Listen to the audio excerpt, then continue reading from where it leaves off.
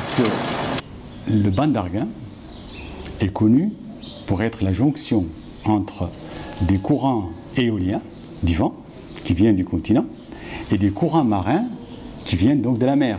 Et c'est la jonction de ces deux courants qui fait la richesse du banc d'Arguin. Or, si les courants éoliens apportent du mercure, ça c'est catastrophique pour le banc d'Arguin. Le mercure, donc c'est le seul métal liquide. Il existe sous trois formes. Il y a la forme métallique, mercure brillant comme on voit, qui est silicique. Il y a ce qu'on appelle le mercure minéral,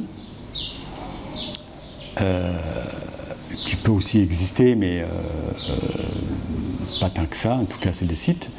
Et il y a le mercure organique. Le mercure organique, c'est ce qu'on appelle le méthylmercure. Ça, c'est le composé le plus dangereux des composés issus du mercure. Alors, comment déjà se crée le mercure organique, le méthylmercure? C'est quand le mercure métallique se dépose dans des systèmes, dans des sédiments, dans des vases, par exemple dans des vasières, comme les vasières du PNBA. À la longue, il réagit avec la matière organique et il se transforme en méthylmercure, qui va être consommé par les petites bêtes, enfin disons, voilà, alors les krills déjà, les krills c'est un peu l'équivalent du plancton pour les animaux, donc c'est un peu la base de l'alimentation des poissons.